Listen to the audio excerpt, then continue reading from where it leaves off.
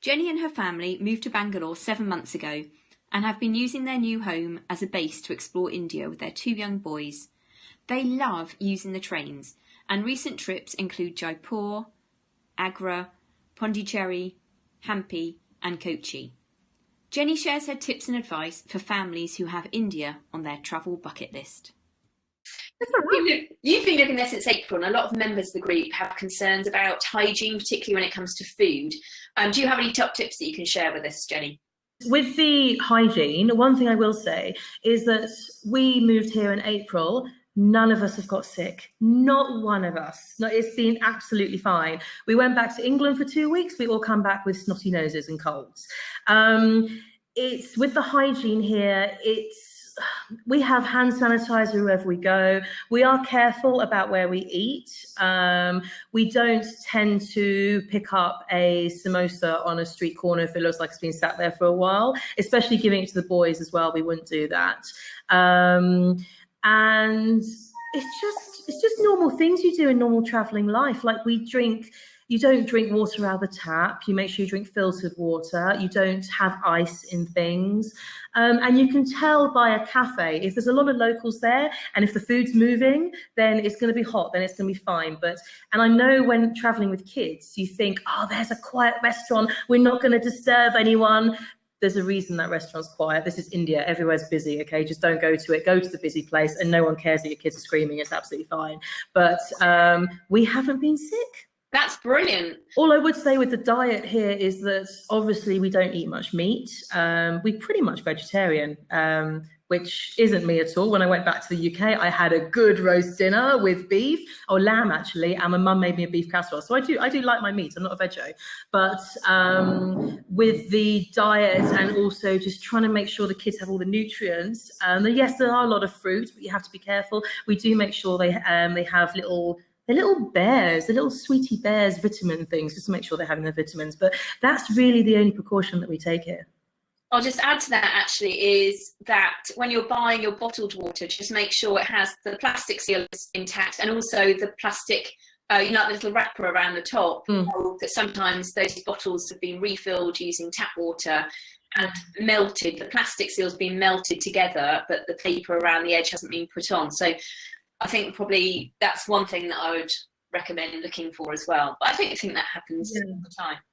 Exactly. But you can't fret about it. At the end of the day, this is India and kids are kids. Kids are going to eat. They eat whatever on the floor. Like my 2-year-old the other day, I saw him with his brother's shoe and just did this on the base of his shoe. And I was like, oh God, he's going to be really ill now. He wasn't. And they do touch things. They do touch their feet. And if you're a person where you're just going to get really stressed about what your kids are doing, India's not the place for you. You're just going to drive yourself absolutely insane. So you do have to take a bit of a laid back approach, but just keep your head screwed on, really.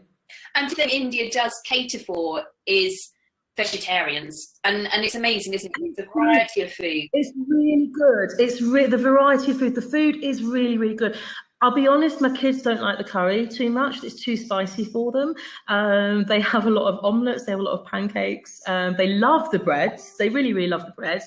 They love noodles. And if you're in a restaurant and you say to them, no spice, no salt, they're fine with it. They'll make noodles for the kids without spice or salt. They'll make omelettes for the kids without spice or salt. Because everything's made fresh.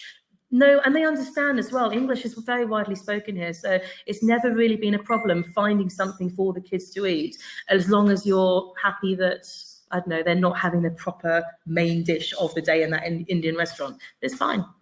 Another thing that people wanted to know about was transport in India.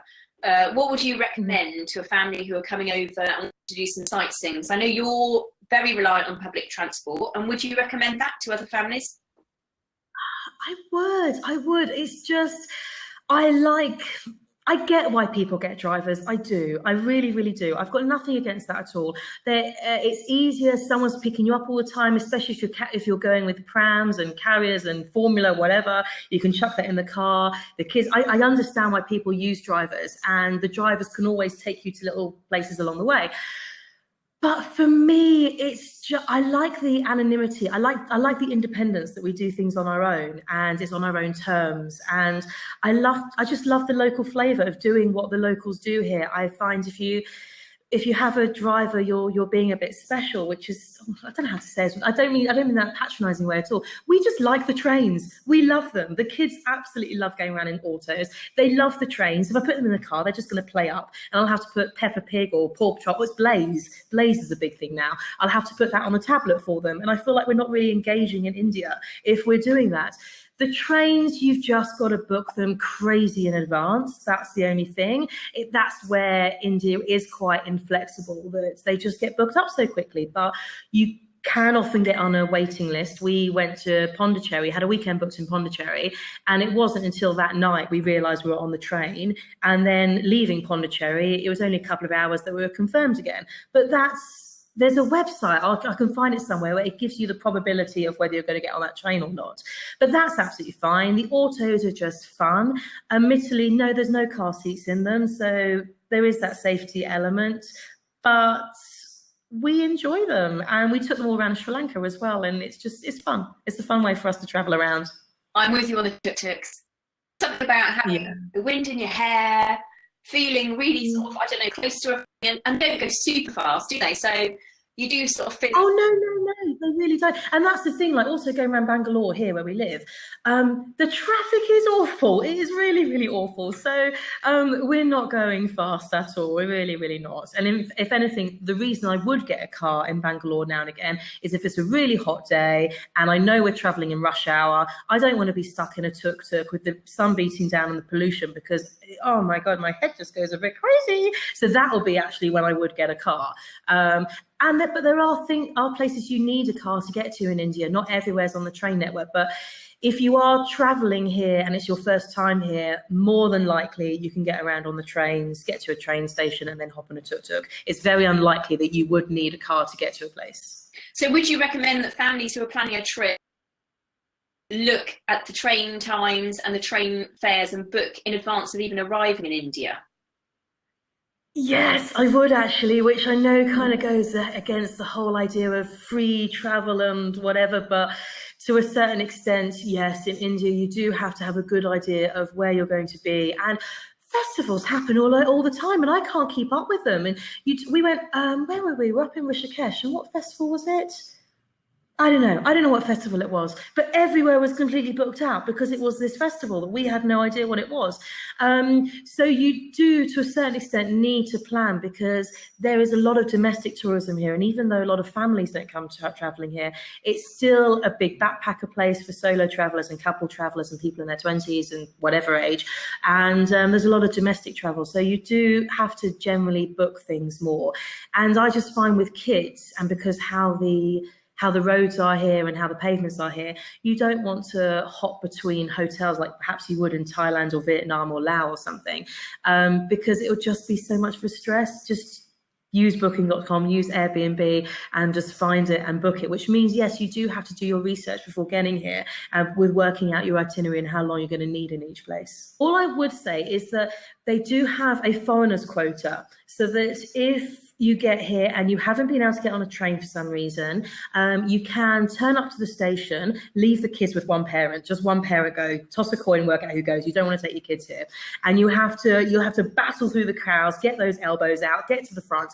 And they do have foreigner quota on trains, and that you will be able to get a ticket that way if needs be. But generally, yeah, book in advance on the websites.